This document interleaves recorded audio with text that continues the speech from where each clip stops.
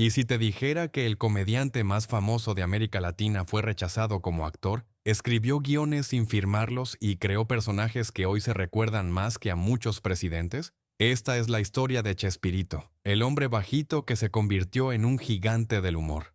Roberto Gómez Bolaños nació el 21 de febrero de 1929 en Ciudad de México. Hijo del pintor y dibujante Francisco Gómez Linares y de la secretaria bilingüe Elsa Bolaños Cacho, Roberto creció en una familia de clase media que valoraba la cultura y el esfuerzo. Desde niño demostró una inteligencia aguda y una imaginación desbordante.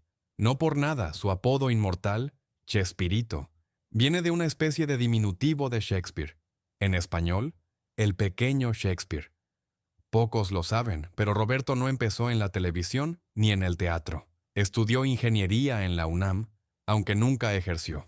Su camino tomó un giro inesperado cuando comenzó a escribir comerciales de radio y televisión en una agencia de publicidad. Ahí, su talento para los diálogos rápidos, absurdos y chispeantes llamó la atención de productores y comediantes de la época. Antes de ser famoso, ya era el cerebro detrás de los chistes que hacían reír a México. En los años 150 y 60 escribió guiones para estrellas como Viruta y Capulina sin recibir crédito público. Su pluma era ágil, pero su rostro seguía en el anonimato. Sin embargo, algo en su interior sabía que no había nacido solo para escribir tras bambalinas. También quería contar sus historias con su propia voz. Su oportunidad llegó en 1970, cuando Televisión Independiente de México le dio un pequeño espacio de 30 minutos llamado Los Supergenios de la Mesa Cuadrada. Era un programa de comedia de sketches donde compartía pantalla con Ramón Valdés, Rubén Aguirre y María Antonieta de las Nieves. Allí nacieron los primeros chispazos de genialidad y los primeros personajes que cambiarían para siempre la televisión hispana. Con su característico bigote, su estatura baja y una presencia más entrañable que imponente, Chespirito rompió todos los estereotipos de estrella televisiva. Pero tenía algo que nadie más tenía: personajes universales, humor limpio y una capacidad casi mágica de conectar con el corazón del público. En 1971 nació El Chavo del Ocho, y con él, una revolución cultural.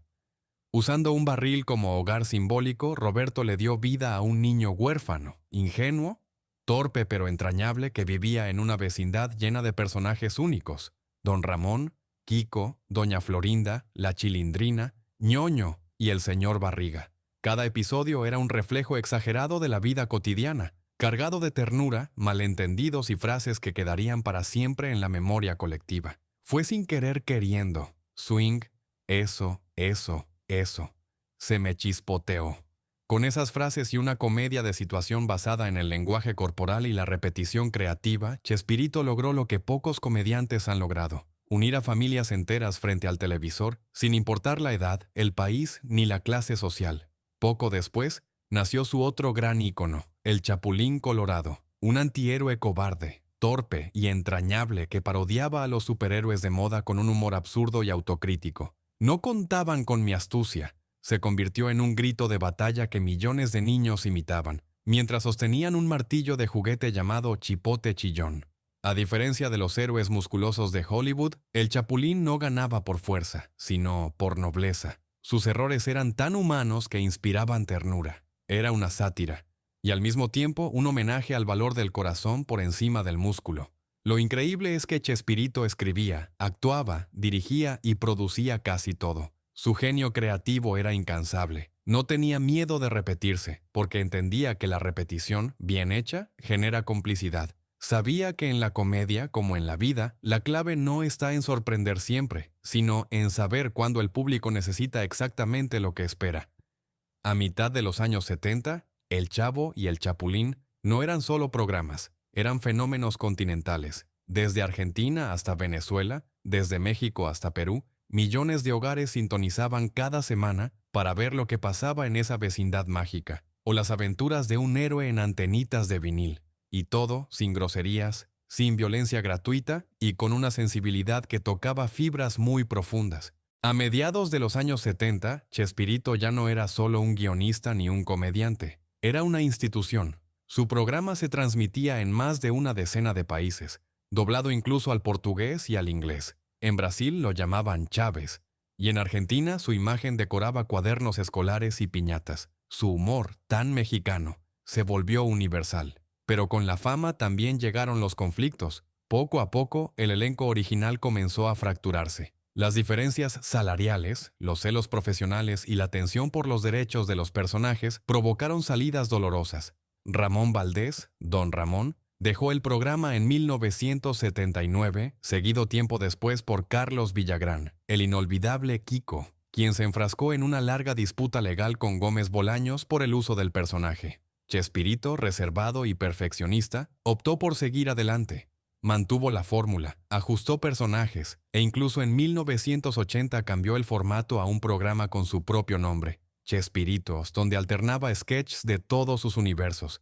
El Chompiras, el Dr. Chapatín, Vicente Chambón, una constelación de antihéroes que, pese a la simpleza, hablaban de lo que somos con una honestidad desarmante. Y aunque muchos recuerdan a Chespirito por sus personajes, pocos saben que también fue un poeta prolífico. Escribió varias obras de teatro, compuso canciones y hasta escribió telenovelas. Su capacidad creativa era inagotable, y detrás de cámara era un hombre serio, metódico y muy disciplinado. Sus libretos eran escritos a mano, su humor medido con precisión quirúrgica.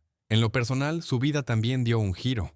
Después de años de trabajar juntos, inició una relación con Florinda Mesa, la actriz que interpretaba a Doña Florinda. Se casaron en 2004 tras décadas de complicidad profesional y afectiva. Su unión fue, para muchos, una manera simbólica de cerrar el ciclo de su vida frente a los reflectores. La televisión cambió, pero Chespirito nunca perdió vigencia. Su legado inspiró generaciones enteras de comediantes que crecieron viéndolo. Series modernas como El Chavo Animado y cientos de productos licenciados llevaron su imagen a nuevas generaciones que nunca lo vieron en vivo, pero lo sentían parte de su infancia. En el año 2000, Televisa transmitió un homenaje histórico, Gracias, Chespirito, donde miles de personas de distintos países se reunieron para agradecerle con lágrimas y aplausos. Desde cantantes hasta futbolistas, desde niños hasta ancianos, todos sabían que estaban celebrando algo más que a un comediante. Estaban honrando a un arquitecto de recuerdos, pero su salud comenzó a deteriorarse con los años. Se retiró del ojo público, aunque siguió escribiendo y trabajando desde casa. Vivió sus últimos años en Cancún, junto al mar, con la tranquilidad de quien supo que había cumplido su misión. El 28 de noviembre de 2014, el mundo se detuvo un instante. Roberto Gómez Bolaños falleció a los 85 años. La noticia sacudió a todo el continente. El niño del barril, el héroe de antenitas, el señor de los chistes blancos, había partido. Su funeral fue una muestra del amor que inspiró. El ataúd recorrió el Estadio Azteca, escoltado por cientos de niños disfrazados del Chavo y del Chapulín Colorado. México entero, y gran parte de Latinoamérica, lloró como si hubiera perdido a un miembro de la familia. Porque, en el fondo, eso fue Chespirito, parte de la familia. Hoy, su imagen sigue viva en memes, frases populares, canales de YouTube, merchandising, parques temáticos y millones de recuerdos. Fue más que un actor o un guionista. Fue un puente entre generaciones, un creador de ternura, un defensor del humor sin malicia. Y quizás su mayor genialidad no fue inventar personajes, sino recordarnos que se puede hacer reír sin lastimar, sin burlarse del otro, sin doble sentido, solo con imaginación, cariño y una frase sencilla. Fue sin querer queriendo.